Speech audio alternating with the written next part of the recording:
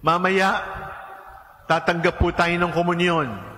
Napakaliit na ostya, na kasyang-kasya sa ating bibig. Subalit tandaan natin, kahit napakaliit na ostya, mas maliit pa tayo kaysa dun sa ostya. We are too small to compare to the greatness, to the immensity of the value of the body of Christ. Our bodies are too small. Our minds and hearts are too small to receive the body of the Lord. That is why utmost reverence, deep reverence, unique reverence, highest reverence, dapat nating ibigay sa ostya, sapagkat ang ostya ay katawan ng Diyos. At kahit ang buong sanlibutan ay hindi maaring pumantay sa kahalagahan ng isang ostya. Kung sa pangkaraniwang pagkain, kamay natin ang ginagamit sa pagsubo, dahil hindi ito pangkaraniwan, ang una pong paraan ng pagkukomunyon ay sa bibig. At sasabihin sa inyo, body of Christ, bubuka ang bibig, ilalagay ang ostya. Pero humingi po tayo ng permission sa Rome, at dito sa Pilipinas, pinayagan tayo magkomunyon sa kamay. Pero yung pagkukomunyon po sa kamay ay second lang yon. Ang pangunahing paraan ng pagkukomunyon talaga ay sa bibig. At lalo na nung pandemic, para hindi kumalat ang virus. Kayo po inanyayahan ko na dahan-dahan na nating ibalik yung dati, na sa komunyon natin ay sa bibig ilalagay, at buong katahimikan, magpapasalamat tayo na natanggap natin ang Diyos. The Lord be with you. And with your spirit. A reading from the Holy Gospel according to Mark. Glory to you, O Lord.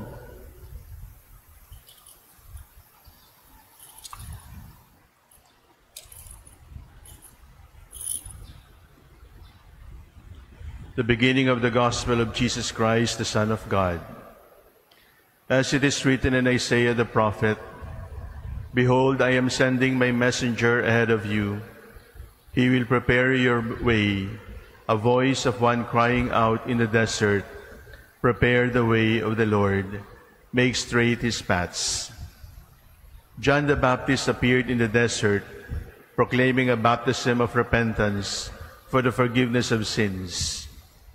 People of the whole Judean countryside and all the inhabitants of Jerusalem were going out to him and were being baptized by him in the Jordan River, as they acknowledged their sins.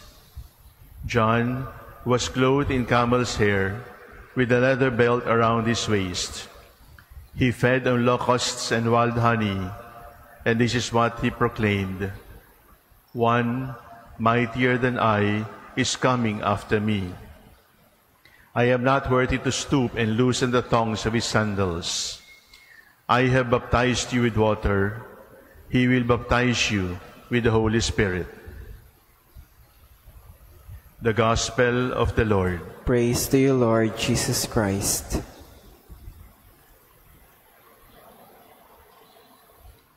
It should be clear to all of us that the season of Advent is a season of preparation. It is a season of expectation. If you are to prepare, if you are to expect somebody coming, what should be our most important quality? And John the Baptist gives us the most important virtue for somebody who wants to prepare for the coming of the Lord. Ano po yung katangian na yon na kailangan natin, lalo na ngayong panahon ng Disyembre, paghahanda sa Pasko? Ang katangian pong yon ay humility. In fact, the Christmas spirit cannot dwell in a proud heart. Maaaring mag-Christmas party, maaaring mag-exchange gifts, maaaring may Christmas decoration, but there will certainly be no Christmas for a person who is proud. Because pride and Christmas are like oil and water. They cannot mix. So ano po ang tanda ng humility na kailangan natin ngayong Pasko? Ang una ay truth. Ang pagsasabi ng totoo ay pamumuhay sa kababaang loob. Sapagkat tandaan natin, yung magnanakaw, yung sinungaling, at yung mayabang ay magkakamag-anak. Sapagkat ang sinungaling at ang mayabang ay palaging magnanakaw na rin. Kung hindi magnanakaw ng pera, ay magnanakaw ng karangalan ng Diyos. So be careful, because if you say, I told lies, white lies, or I was just protecting myself, it is a lie. And a lie has no color to excuse you. It is a lie. And people who lie, people who imbibe the lifestyle of liars, are also proud people. They pretend. Unang-una, katotohanan. Ang pangalawa na dapat nating tandaan sa panahon ng Adyento at Pasko ay hindi lamang yung katotohanan, kundi pagpapasalamat, gratitude, thanksgiving. The opposite of gratitude is protest. The opposite of gratitude is constantly complaining. The opposite of gratitude is jealousy and envy. The opposite of gratitude is you think that you will lack. If we know that we are so privileged beyond our worthiness, if we know that we are so blessed beyond what we deserve, ano pang gagawin mo kundi mag-thank you? At yung pagkilala na ang lahat ay biyaya, yung pagkilala na ang lahat ay grasya ng Diyos, ay tanda rin ng kababaang loob.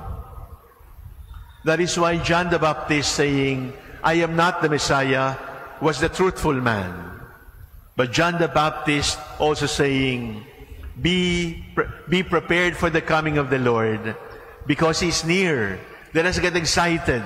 We do not deserve Him, and yet He is coming to save us. The coming of the Lord is exciting. Ang panahon po ng Disyembre ay hindi panahon ng Kwaresma. Subalit ang panahon ng Disyembre at ang lalo na ang Pasko ay hindi natin maipagdidiwang ng hindi nagkukumpisal. Dito po sa Dagupan, sa Miyerkules, December 13, simula alas 4 ng hapon, marami pong paring darating. Pumunta na rin po kayo at magkumpisal.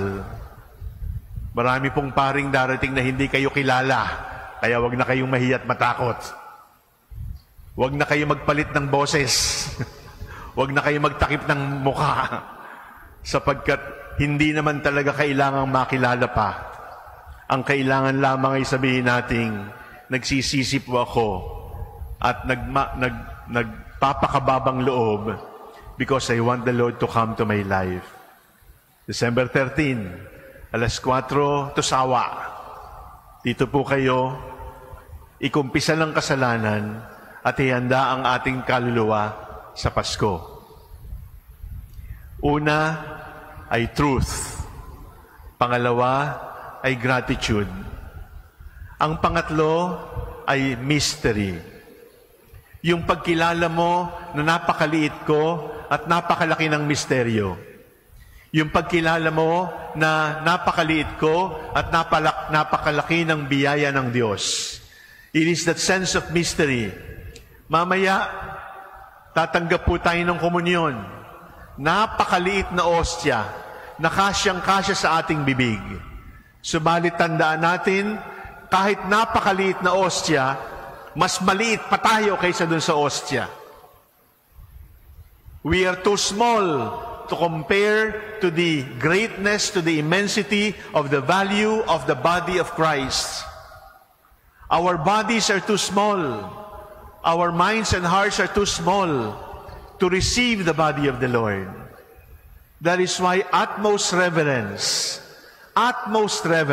deep reverence, unique reverence, highest reverence, dapat nating ibigay sa ostya, sapagkat ang ostya ay katawan ng Diyos.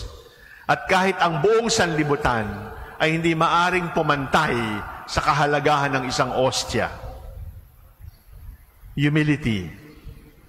There is no Christmas, there will be no preparation, there will be no happy conclusion for the pride and the arrogant.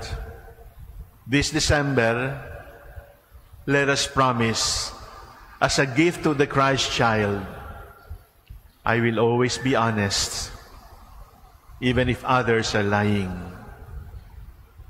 This December, I will always be grateful, even if I receive nothing, because I have already received everything in Jesus Christ, and I don't have to receive more. This December, let us recognize our littleness and the greatness of God, because we are all unworthy to receive the greatness of our great God into our souls. My dear brothers and sisters, there is no Christmas for the proud. The Christmas message, the Christmas spirit, can only be fully understood by the humble. Mystery po ang tatanggapin natin ngayon. Hindi pangkaraniwang tinapay, hindi pangkaraniwang pagkain. Kung sa pangkaraniwang pagkain, kamay natin ang ginagamit sa pagsubo, dahil hindi ito pangkaraniwan, ang una pong paraan ng pagkukomunyon ay sa bibig. At sasabihan sa inyo, body of Christ, bubuka ang bibig, ilalagay ang ostya. Pero humingi po tayo ng permission sa Rome, at dito sa Pilipinas, pinayagan tayo magkomunyon sa kamay. Pero yung pagkukomunyon po sa kamay ay second lang yon.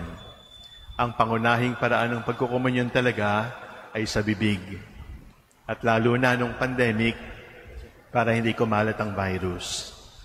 Kayo po inanyayahan ko na dahan-dahan na nating ibalik yung dati, na sa komunyon natin ay sa bibig ilalagay, at buong katahimikan, magpapasalamat tayo na natanggap natin ang Diyos. Ulitin ko, katawan po ito ng Diyos. Napakaliit, pero ang totoo, mas maliit pa tayo kaysa sa ostya.